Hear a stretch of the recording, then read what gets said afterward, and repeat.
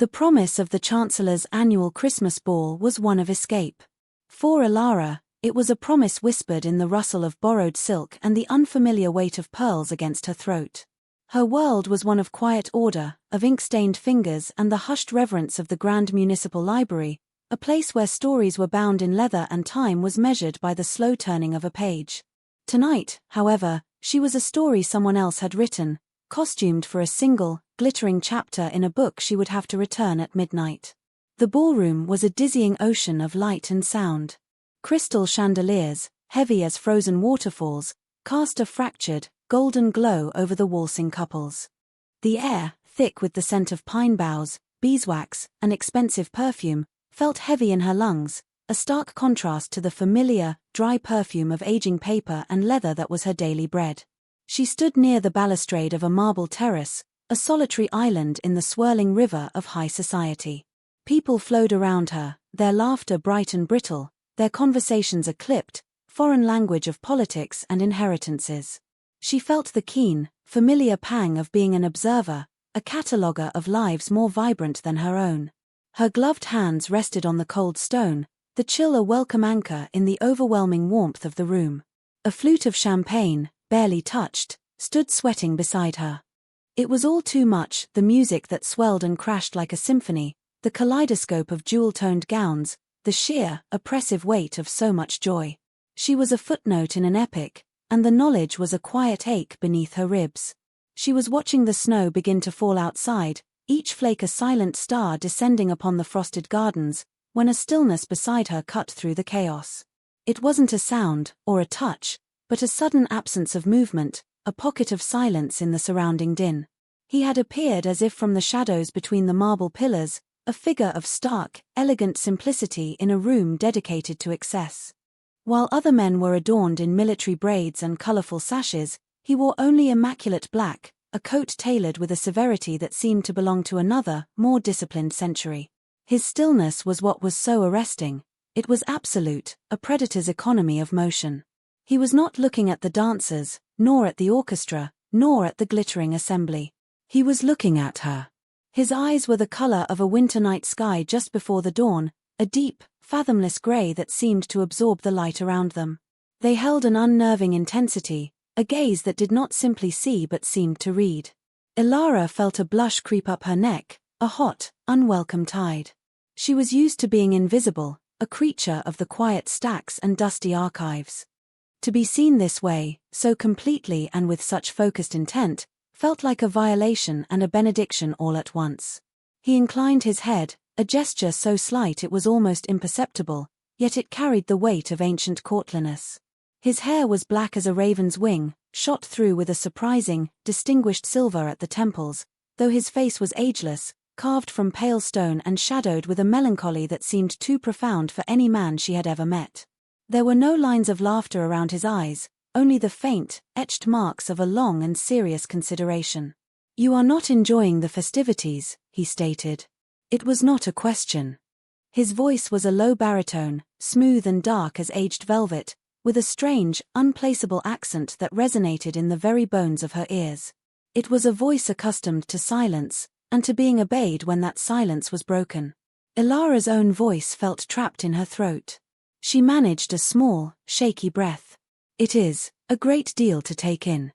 A great deal of noise," he corrected gently, his gaze sweeping over the room with a faint, almost imperceptible disdain.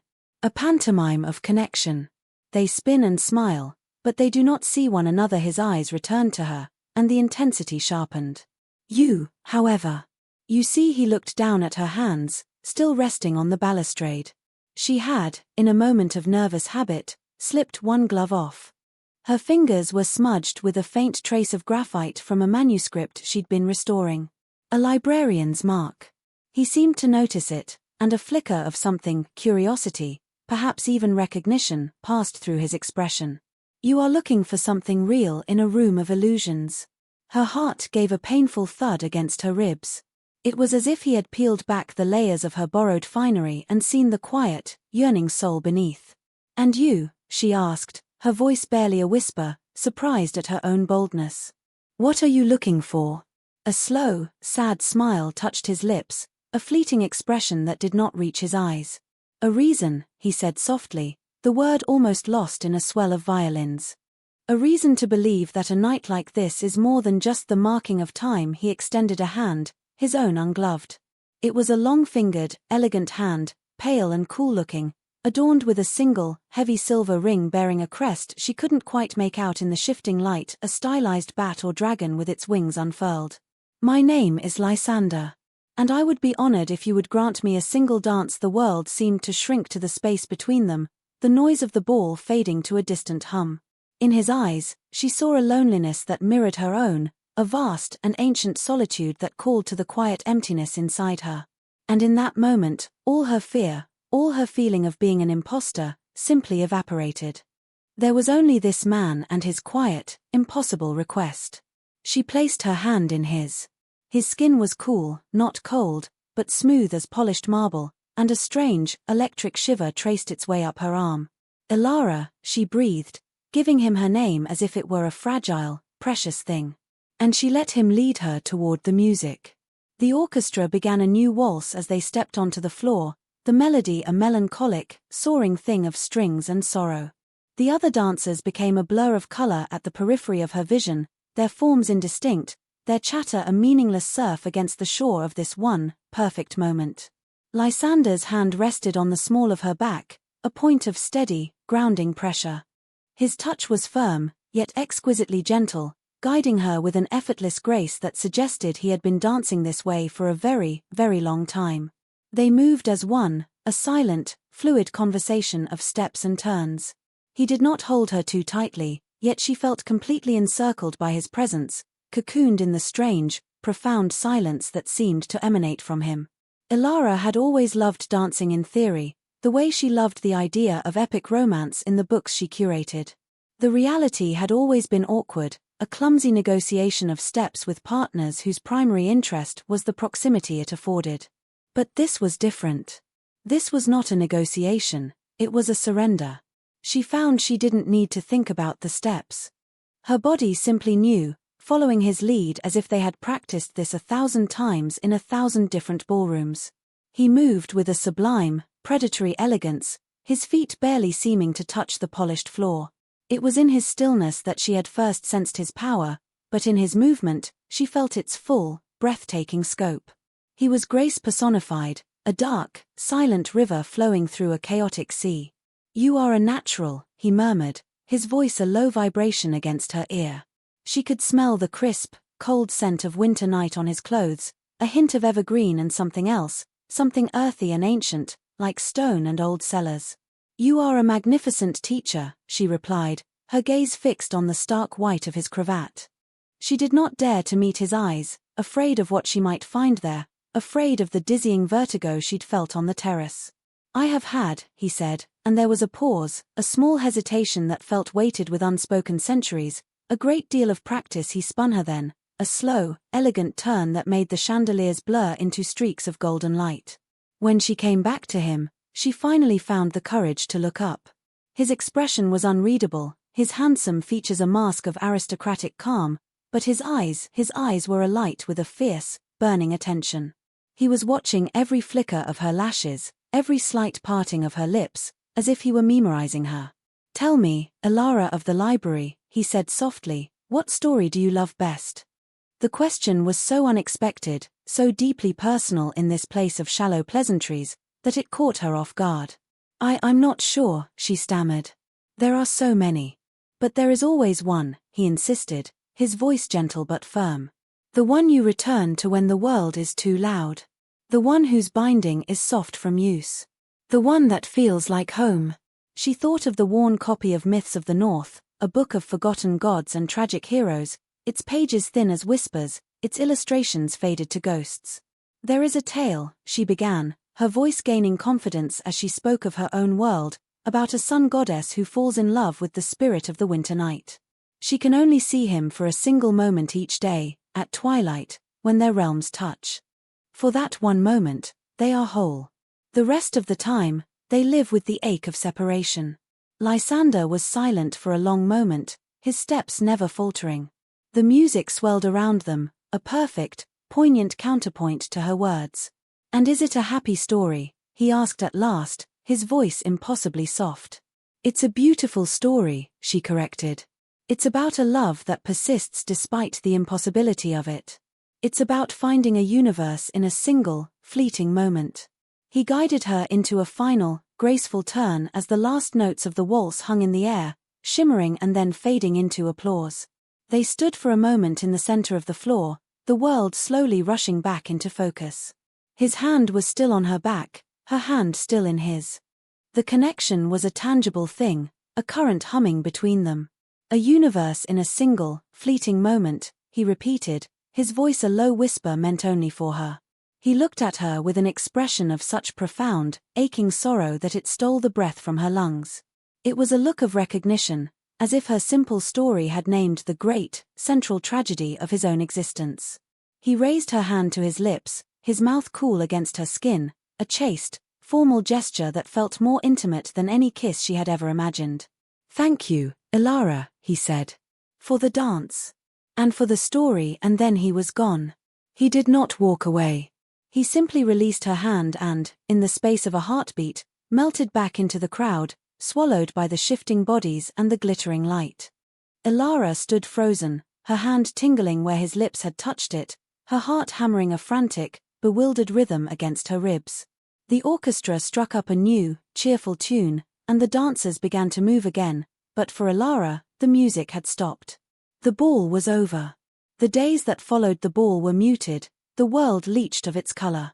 Ilara's life returned to its familiar, quiet rhythms, but the silence of the library, once a comfort, now felt like an absence. The scent of old books, which had always been her solace, now seemed merely dusty.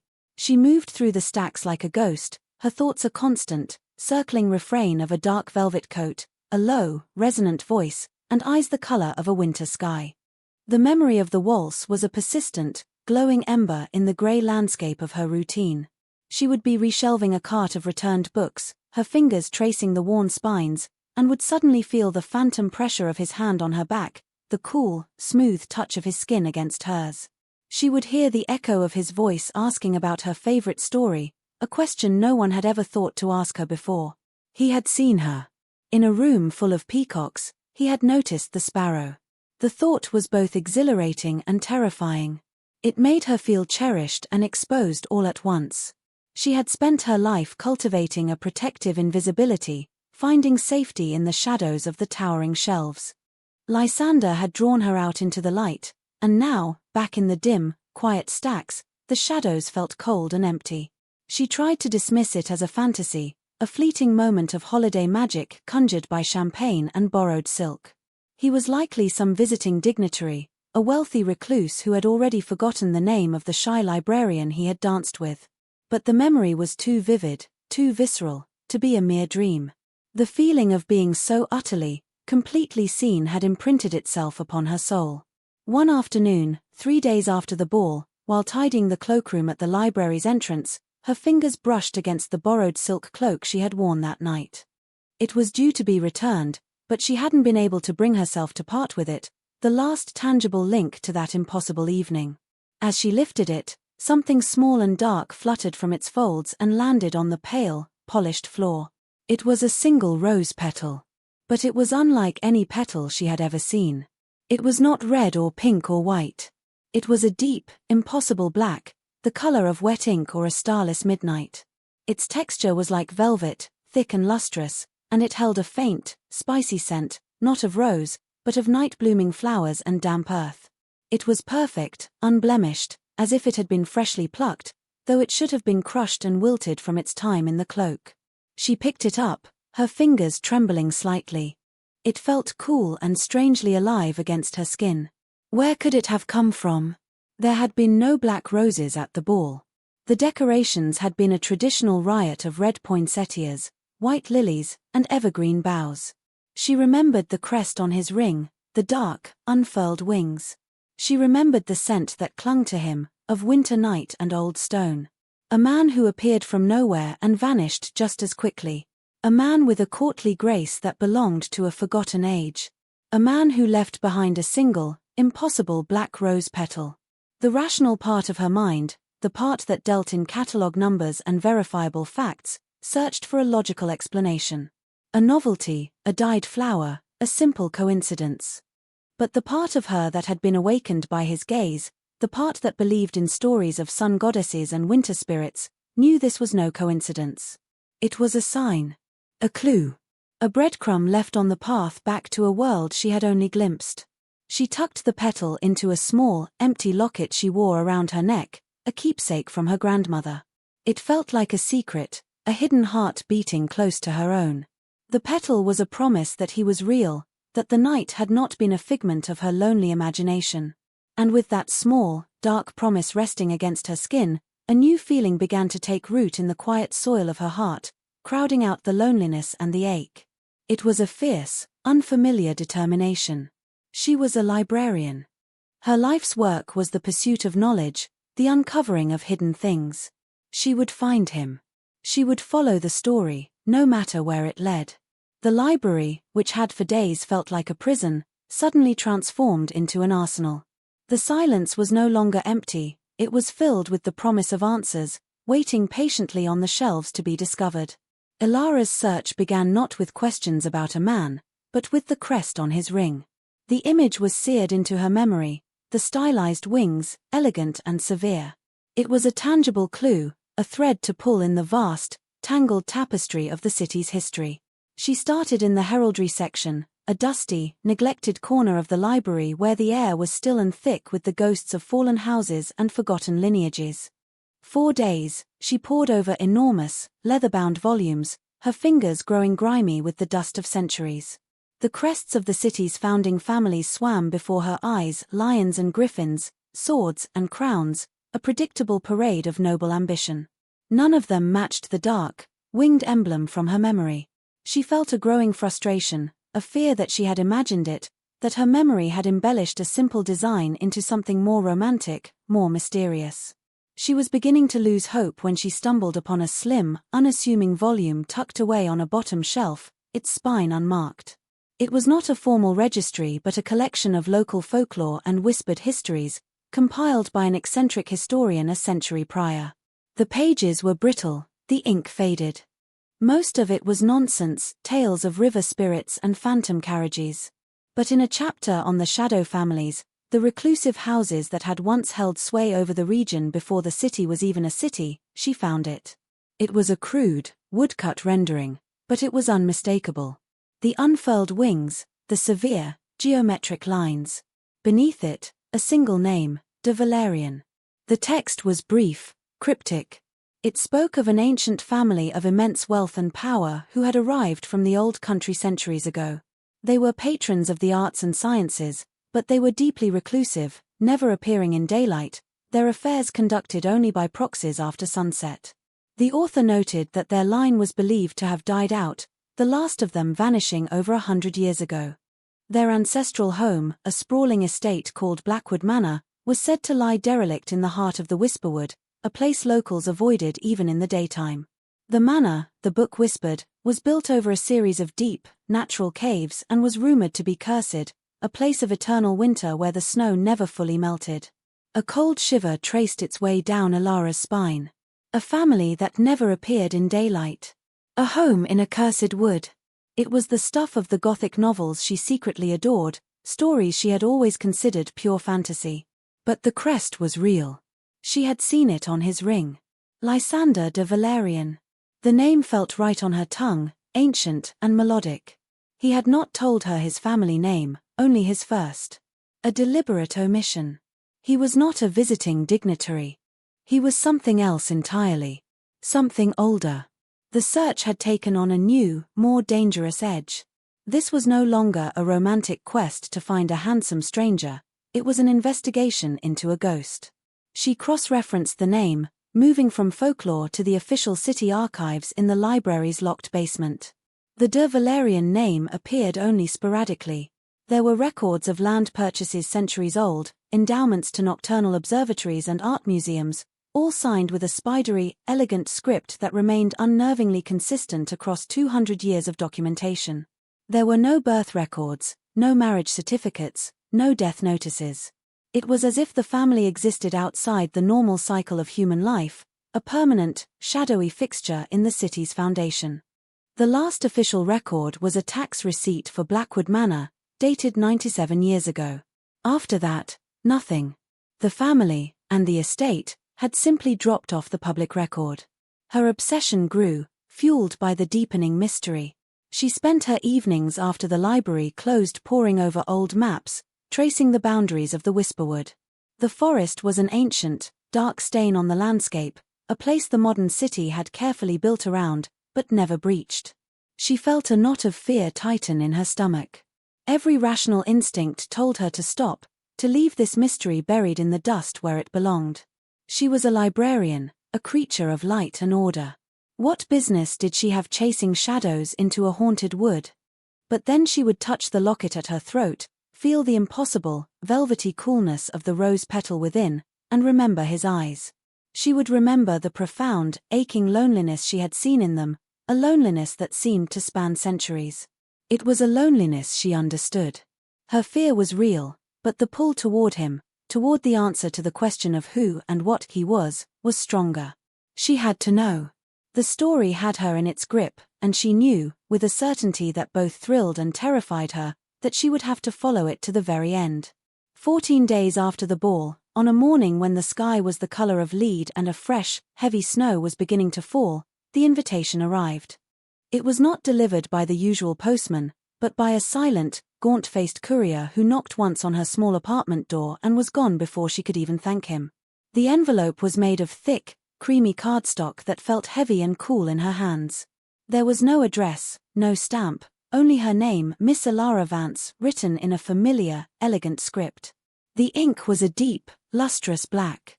Her heart hammered against her ribs as she broke the wax seal. The seal was the crest. The wings of the de Valerian family. The card inside was just as stark and elegant. The message was brief, its formal, archaic phrasing a perfect echo of his speech. Miss Vance, I find my thoughts have lingered on our conversation regarding stories.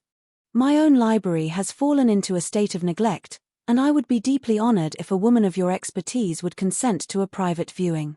I would value your opinion on its collection. I will await your presence at Blackwood Manor. A carriage will call for you at dusk. It was signed, simply, Lysander de Valerian. Ilara read the words over and over, her fingers tracing his name. It was real. He was real. He had sought her out. He remembered her. A dizzying wave of triumph and terror washed over her. He was inviting her to the very place the old books had warned of, the derelict, cursed manor in the heart of the Whisperwood. A private viewing of his library. He had found the one invitation, the one lure, she would be utterly powerless to resist. He knew her. He had seen straight through to the core of her, to the book-loving heart that beat beneath the shy exterior.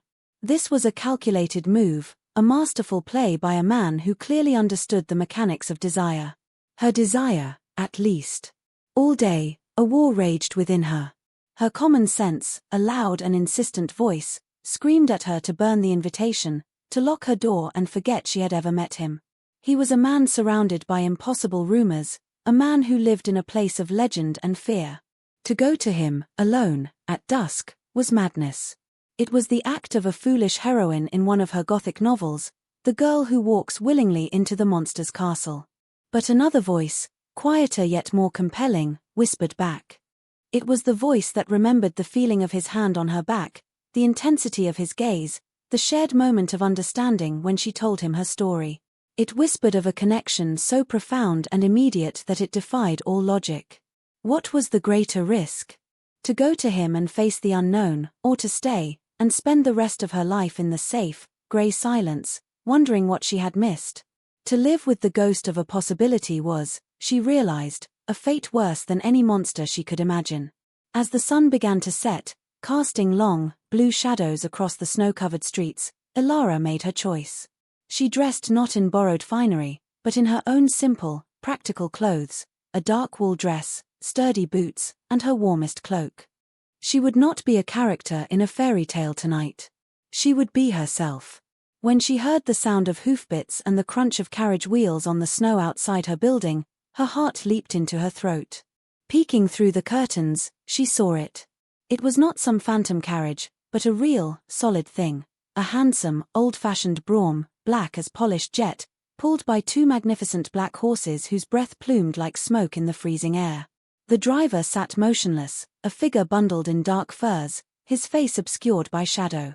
There was no doubt. It was for her. She took a deep, steadying breath, her hand going to the locket at her throat. Then she opened the door and walked out into the falling snow, leaving the world of light and order behind her.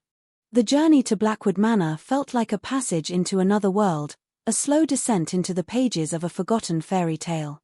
The carriage was unnervingly silent, the wheels making only a soft, rhythmic crunch on the deepening snow, the interior insulated from the outside world by thick, velvet curtains. Ilara sat alone on the plush leather seat, the rhythmic sway of the carriage the only movement in the deep, encompassing quiet. The city lights quickly fell away, replaced by the dense, oppressive darkness of the countryside, and then, the even deeper darkness of the Whisperwood. Gnarled, ancient trees crowded the narrow road, their snow-laden branches clawing at the carriage roof like skeletal fingers. The air grew colder, a profound, biting chill that seemed to seep through the very walls of the carriage. There was no moonlight, only the twin circles of amber light cast by the carriage lamps, cutting a lonely path through the suffocating blackness. After what felt like an eternity, the carriage slowed and turned through a pair of immense, wrought-iron gates, their bars twisted into the familiar shape of unfurled wings. They were not rusted or derelict, as the legends suggested, but perfectly maintained, opening with a smooth, silent grace. The carriage proceeded up a long, winding drive, and then the manor came into view. It was not a ruin. It was a masterpiece of Gothic architecture, a sprawling, magnificent beast of grey stone, its many towers and turrets piercing the snowy sky like shards of obsidian. Light blazed from a dozen tall, arched windows, casting a warm, golden glow onto the pristine snow of the courtyard, a beacon of welcome in the heart of the winter darkness. The legends were wrong. This was not a place of death and decay. It was a place that was waiting. The carriage door was opened by the silent driver, who simply bowed and gestured toward the massive oak doors of the entrance. As Ilara stepped out, the cold air biting at her cheeks, the doors swung inward on their own, revealing a cavernous great hall. And there, standing at the foot of a grand, sweeping staircase, was Lysander. He was dressed as he had been at the ball, in severe, elegant black, a stark figure against the rich, dark wood of the hall. A massive fireplace roared to his right, its flames casting flickering shadows that danced across his pale, handsome features. He was not smiling, but his eyes, when they met hers, held a warmth that belied the aristocratic coldness of his posture. "Ilara," he said, his voice the same low, resonant baritone she had replayed in her mind 1,000 times. "You came. You sent for me," she replied, her voice steadier than she expected. She stepped over the threshold, the great doors swinging silently shut behind her, sealing her inside. The air in the hall was cool but not cold, filled with the scent of wood smoke and beeswax. The silence here was different from the silence of the library. It was not an absence of sound, but a presence, the deep, ancient silence of a place that had witnessed centuries. "That I did," he said, a faint hint of a smile touching his lips. He did not move to greet her, but watched her as she took in her surroundings, the towering, vaulted ceilings, the dark tapestries depicting ancient hunts, the portraits of severe-faced ancestors whose eyes seemed to follow her. "I confess, I was not certain you would accept. Your invitation was compelling," she admitted, her gaze drawn to a portrait above the fireplace. It depicted a man who looked startlingly like Lysander, dressed in the fashion of 2 centuries past, his eyes holding the same intense, melancholy gaze. He followed her line of sight. "My great-grandfather," he said, the words smooth, practiced. "The family resemblance is said to be strong." He finally moved then, descending the last few steps and coming toward her. He stopped a respectful distance away, his hands clasped behind his back. "The library is this way. I trust your journey was not unpleasant." "It was quiet," she said. He led her from the great hall down a long, echoing corridor lined with suits of armor that stood like silent, empty sentinels. Their footsteps were the only sound. "Your home is not what the stories say. Stories have a tendency to grow wild when left untended," he murmured, glancing at her. They become overgrown with the fears of those who tell them. You, of all people, should know that a story is only as true as its source. He stopped before a pair of enormous, carved wooden doors. The source of my family's stories has remained silent for a very long time. He pushed the doors open, and Alara gasped. She had expected a library. She had not expected a cathedral. The room was immense, rising 3 stories to a vaulted ceiling of carved oak. Bookshelves soared into the upper darkness, accessible by spiraling iron staircases. Every wall was lined, floor to ceiling, with books, tens of thousands of them, their leather spines a rich tapestry of reds, greens, and browns. A massive, circular stained glass window dominated the far wall, its intricate pattern currently a dark mosaic against the night sky. In the center of the room, a fire crackled in a hearth large enough to stand in, its light glinting off the brass fittings of rolling ladders and the gilded titles on ancient tomes. The air smelled of everything she loved: old paper, leather, wood smoke, and the faint, sweet scent of decaying vellum. It was the most beautiful room she had ever seen. It was a sanctuary. A heaven made of paper and ink. This is. She breathed, unable to find the words. My collection, Lysander said softly from behind her. My solace. And my prison. He watched her, his expression intense, as she took a few hesitant steps into the room, her hand outstretched as if to touch the very air. She ran her fingers along the spines of the nearest books, her touch reverent. First editions, illuminated manuscripts, books in languages she had only read about. It was a collection that defied time, a library built over centuries. It is magnificent, she whispered, turning to face him. He was standing in the doorway, half in shadow, his face a mask of conflicting emotions. There was pride, yes, but also a profound, deep-seated sorrow. I had hoped you would think so, he said. He walked toward her, his movements silent on the thick Persian rug. I brought you here for a reason, Alara. Not just to impress you with my possessions. He stopped before her, so close she could see the faint, intricate silver threads in the black silk of his coat. I brought you here because, like these books, I am a story that has been misread. Judged by a frightening cover. Left to gather dust in the dark, he looked into her eyes, and all pretense, all aristocratic distance, fell away. What was left was a vulnerability so raw, so stark, that it made her own heart ache in sympathy. You told me a story about a love that persists despite its impossibility. I need to know if you have the courage to not just read such a story, but to live it. His words hung in the silent, book-lined air between them. Courage. Did she have it?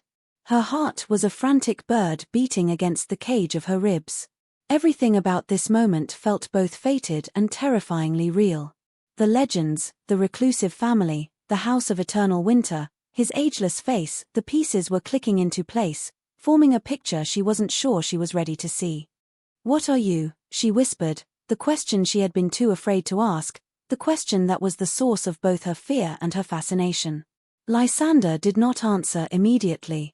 He turned and walked to the massive fireplace, resting one hand on the stone mantel. The firelight played across his features, making them seem even more like a carving from pale marble. He looked at the flames for a long moment, as if gathering the strength of centuries. My family did not die out, Alara, he said, his voice low and steady, each word dropping into the silence like a stone into a deep well. We simply stopped. He turned back to face her, his grey eyes seeming to glow with an inner luminescence in the dim light. We stopped aging. We stopped needing the sun. We stopped participating in the frantic, fleeting dance of human life. He took a slow step toward her. She held her ground, though every instinct screamed at her to retreat. You will notice, he continued, his voice soft, almost hypnotic, that the air you exhale plumes in the cold of this room. Mine does not. He held his hand up near his face, and she saw it was true. There was no breath. You may have noticed that my reflection in the polished floors of the ballroom was faint. A ghost of a man. He gestured to the grand, gilt-framed mirror hanging beside the fireplace. Ilara's own reflection was there, a small, pale figure in a dark dress, her eyes wide with dawning horror. Beside her, there was nothing. An empty space where a tall, dark-haired man should have been standing. The blood drained from her face. The room, which had a moment ago felt like a sanctuary, now felt like a trap. The beautiful books lining the walls seemed to press in on her, their stories turning sinister. The silence was no longer peaceful, it was predatory. All the whispered tales from the old book rushed back at her, the shadow family, the creatures of the night. A vampire, she breathed, the word a dry, rasping sound in her throat.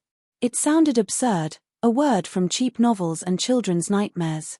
But as she looked at him, at the profound stillness of his body, the unnatural intensity of his gaze, the deep, ancient sorrow in his ageless face, the word settled into a horrifying, undeniable truth. He gave a single, slow nod. The admission seemed to cost him something. It is the crude word your stories have given us. A monster that feeds on the living. A creature of nightmare. His expression was pained. And in some ways, the stories are true. We are predators. We are eternally apart from the warm, sunlit world you inhabit. But the stories miss the nuance, Ilara. They never speak of the loneliness. They never speak of the crushing weight of endless, unchanging years. They never speak of watching everyone and everything you ever cared for turn to dust while you remain. He took another step, and this time, she flinched back. A flicker of deep hurt crossed his features, so acute it was like a physical blow. He stopped immediately, holding his hands up in a gesture of placation. "I will not harm you," he said, his voice earnest, desperate. "That is not why I brought you here. I brought you here because in 100 years of watching, of observing, you are the first person who has ever looked at me and seen not a nobleman, not a figure of power, but simply, a man. A lonely man." His voice cracked on the last words, a fissure in the marble of his composure. "At the ball, you looked at me, and I felt seen. For the first time in a lifetime. Do you have any idea what that feels like?" The king of the vampires, a creature of immense power and ancient lineage, was standing before her, stripped bare, his voice pleading. It was the most terrifying and heartbreaking thing she had ever witnessed. Ilara's mind was a maelstrom of terror. The word vampire echoed in her skull, conjuring images of fangs and blood, of monstrous, soulless things. Her hand flew to her throat, a primal, protective gesture. Every instinct, honed by millennia of human survival, told her to run. To scream. To flee this beautiful, terrible house and the impossible creature standing before her. She backed away, her boots stumbling on the thick rug. Her eyes darted toward the massive library doors, calculating the distance, the chance of escape. The library, her sanctuary, had become a cage, and he, the keeper. Lysander saw the flight in her eyes. The pain in his own deepened, a visible shadow falling over his face. He made no move to stop her. He simply stood there, a statue of sorrow, and let the silence stretch between them. "Go, if you must," he said, his voice heavy with a resignation that sounded as if it had been perfected over centuries of disappointment. "The doors are not locked. My driver will take you home. I will not keep you here against your will. I am not the monster from your books, Ilara. I will not force you." His voice was devoid of anger, of threat. There was only a vast, empty expanse of grief. He was offering her an escape, an act of grace that was so contrary to the monstrous image in her head that it gave her a moment's pause. She stopped, her hand on the back of a leather armchair, her knuckles white. Her heart was a wild drum against her ribs, but through the panic, a sliver of her rational, librarian's mind began to work. He wasn't chasing her. He wasn't threatening her. He was standing perfectly still, his hands open at his sides, making himself vulnerable. He had revealed his deepest, most dangerous secret and had given her all the power. The power to flee, the power to expose him, the power to destroy him with her rejection. Why? A monster would not do this. A predator would not let its prey walk away. Why? She managed to ask, her voice a ragged whisper. Why tell me? Why risk this? Because the risk of remaining silent was greater, he answered, his gaze unwavering. The risk of letting the one person who has ever truly seen me walk away without knowing what she saw, that was a risk I could no longer bear. Another century of this silence would break me. He took a slow, deliberate breath, a conscious act, she realized, not a necessary one, a pantomime of life for her benefit. I told you, I have been watching. Not just you. I have watched your city grow from a muddy river town into a metropolis. I have watched generations live and die.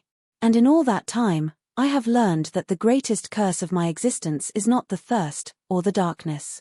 It is the inability to connect. To share the burden of this eternity. He gestured around the magnificent library. I have all the stories in the world, he said, his voice laced with a bitter irony. But I have no one to share them with. No one to argue with over a flawed protagonist. No one to watch the snow fall with his eyes found hers again, and the raw loneliness in them was a physical force. It was the same loneliness she felt in her small apartment at night, the silence broken only by the turning of a page. It was the same loneliness she felt in a crowded ballroom, an invisible observer of other people's lives. His was a loneliness magnified by centuries, a solitude so profound it was almost unimaginable, but the core of it, the ache for connection, for understanding, was something she knew in her own bones. Her fear began to recede, replaced by a strange, terrifying wave of empathy. He was a creature of legend, a thing of darkness, but the pain he expressed was devastatingly human. She thought of her favorite story, of the sun goddess and the winter spirit. An impossible love. A universe in a single moment. He had understood that story not as a fantasy, but as a biography. He was the winter spirit, trapped in his eternal night, yearning for a moment of warmth, a moment of connection with the sunlit world. She was just a librarian. A mortal woman with a fleeting, fragile life. What could she possibly offer a being like him? But then she remembered the look on his face at the ball. He hadn't been looking for a goddess. He had been looking for someone who saw him. Slowly, hesitantly, she took her hand off the chair. She did not run toward the door. She took a single, tentative step back toward him. His expression didn't change, but she saw a flicker of something in the depths of his gray eyes. It was faint, fragile, but it was there. It was hope. The fear was still there, a cold knot in her stomach, but it was no longer all-consuming. It now shared space with a burgeoning, reckless curiosity and that powerful, undeniable pull of empathy. She was standing on the precipice of a world she had only ever read about, and a choice lay before her, to retreat to the safety of the known, or to step into the heart of the story. The silence in the library was no longer a weight, but a canvas. On it, a new and terrifyingly beautiful story was waiting to be written. She looked at Lysander, at the ancient, lonely king in his castle of books, and she saw not a monster, but the saddest man she had ever met. Her fear had not vanished, but it had changed its shape. It was no longer the fear of a predator, but the fear of the unknown, the fear of the profound, life-altering choice that lay before her. She thought of her quiet, predictable life, a story already written, its ending certain. This was a story whose ending was a terrifying, exhilarating blank page. You said you are not the monster from the books, she said, her voice quiet but clear in the vast room. I have done monstrous things to survive, he admitted, his honesty as sharp and clean as a shard of glass. I will not lie to you about the nature of my existence. But my soul, my capacity for feeling, that is not monstrous. It is merely old. And very tired. She took another step toward him. The space between them narrowed, filled with the unspoken weight of centuries and the fragile potential of a single moment. Her gaze dropped to his hand, still resting on the mantelpiece. The same pale, elegant hand that had held hers during the waltz. The hand of a killer and a scholar. A creature of contradictions. She thought of the cool, smooth feel of his skin. A simple, physical memory that cut through the fog of myth and fear. He was real. Her mind was still reeling, her body still humming with a primal urge to flee, but her heart was doing something else entirely. It was listening. She stopped just out of arm's reach, her hands clasped before her to still their trembling. I don't know what to do, she confessed, the admission a raw whisper. You do not have to do anything, he said gently. Your presence here, in this room, after what I have told you, it is more than I have had in a century. It is a gift. He did not press her. He did not ask for more. He simply stood there, waiting for her verdict, his entire, ancient existence held in a state of suspended animation. He had shown her his truth, and now the choice was hers. It was a choice between the life she knew and the impossible story that stood waiting before her. She looked from his face to the fire, then to the endless rows of books, and back to his impossibly lonely eyes. And she knew that she could not, would not, walk out that door. Not yet. She couldn't leave the story unfinished. "Show me," she said, her voice gaining a surprising strength.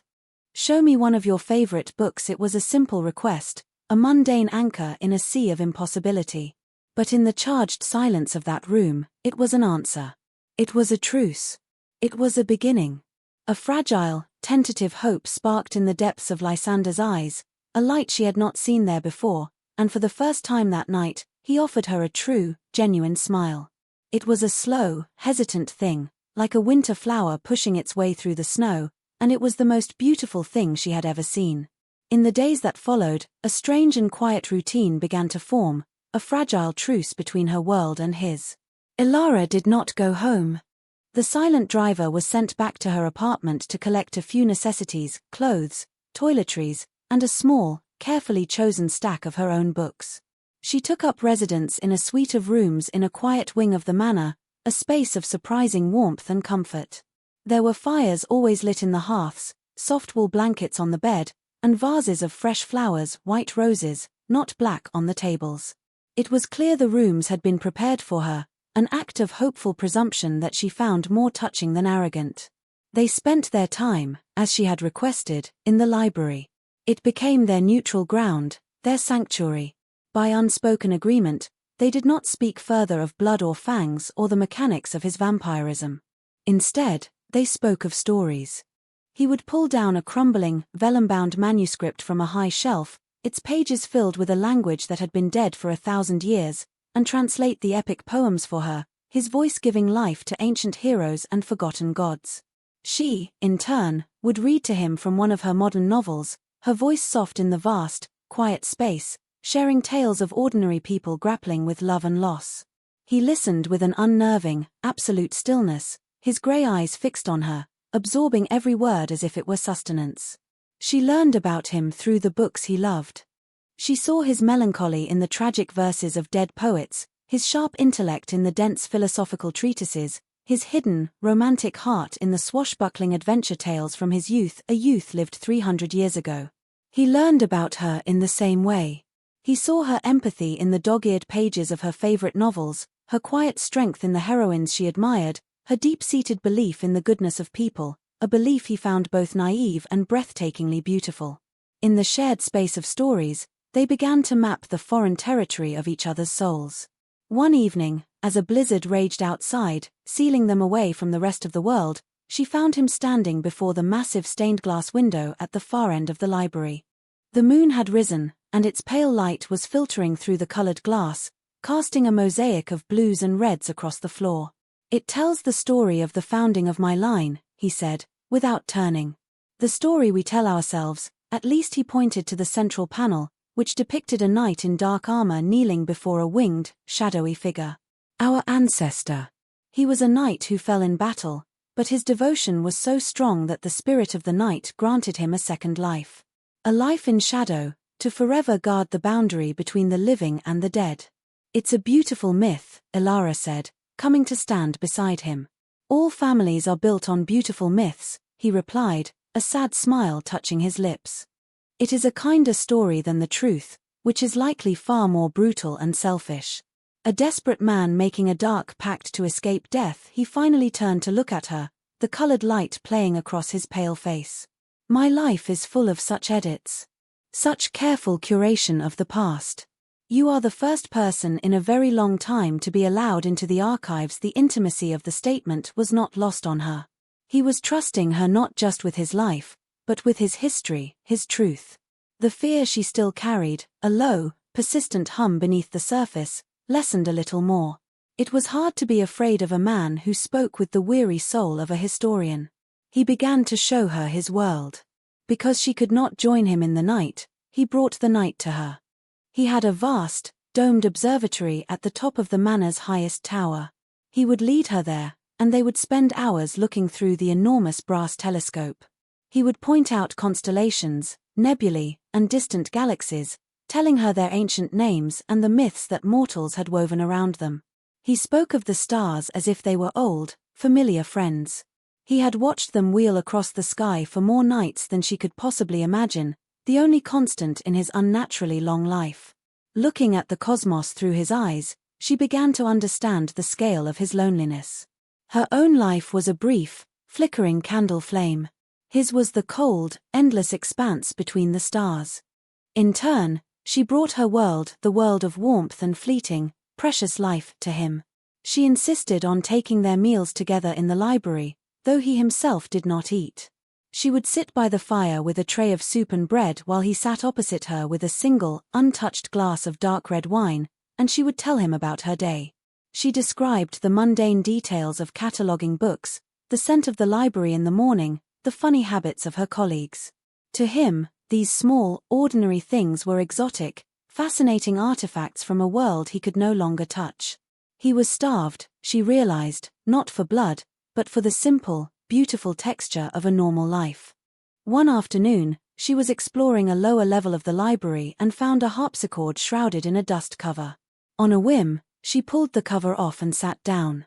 She had taken lessons as a girl, and her fingers still remembered the simple, cheerful carols of the season. She began to play Silent Night, the notes tinny and sweet in the quiet room.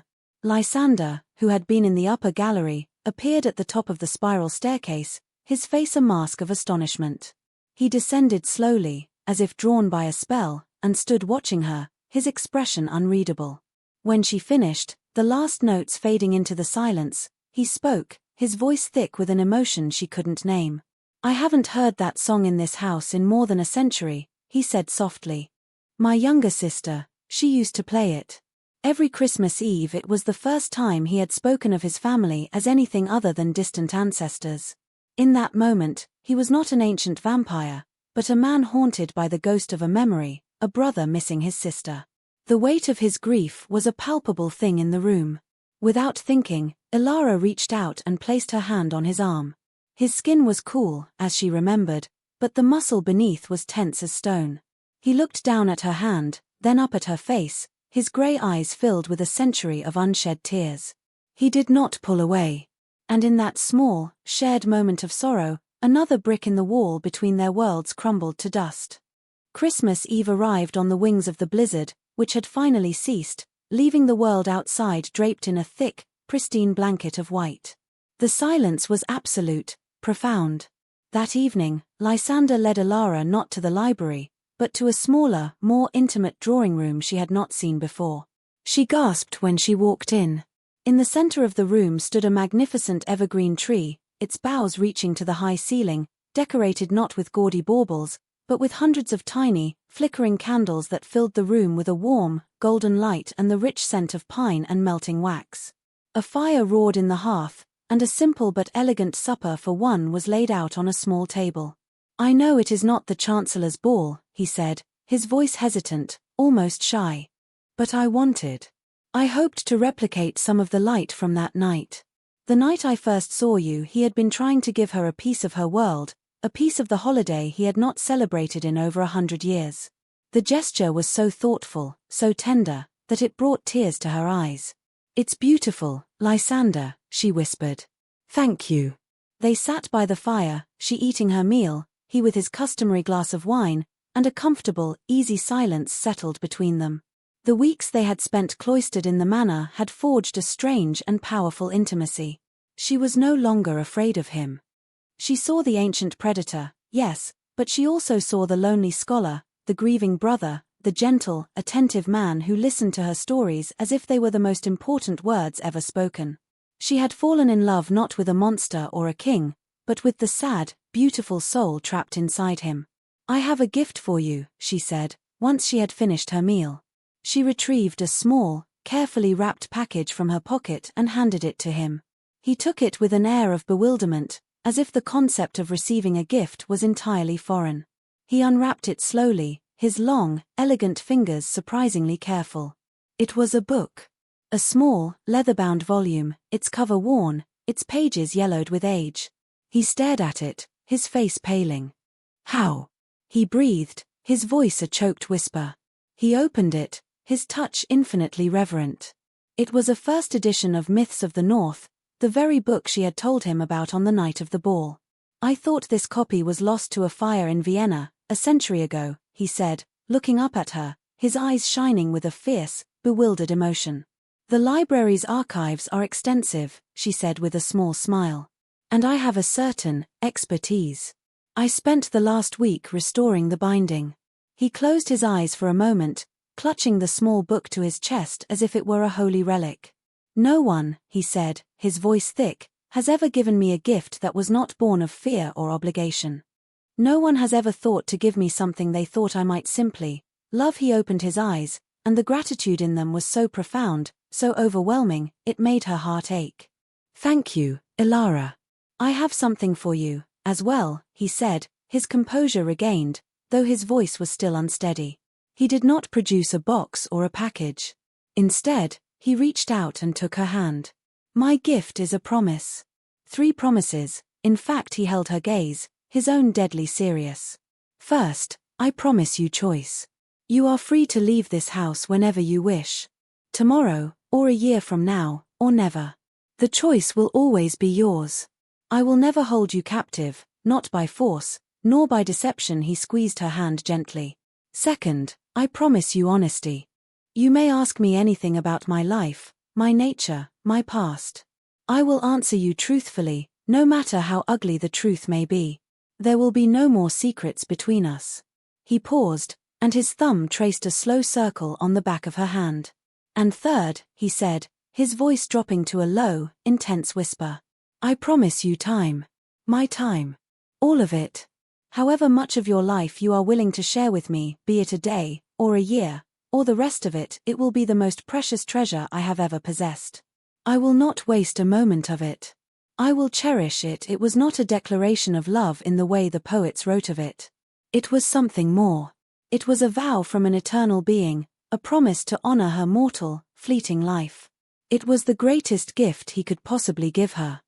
Tears streamed freely down her cheeks now, but they were not tears of fear or sadness. They were tears of a deep, overwhelming joy. "Lysander," she whispered. He lifted her hand to his lips, just as he had at the ball, but this time it was not a formal gesture. It was a kiss of profound tenderness, a seal on his promise. He then leaned in, his cool lips brushing against her temple. He did not kiss her on the mouth. It was a gesture of exquisite restraint, of deep and abiding respect.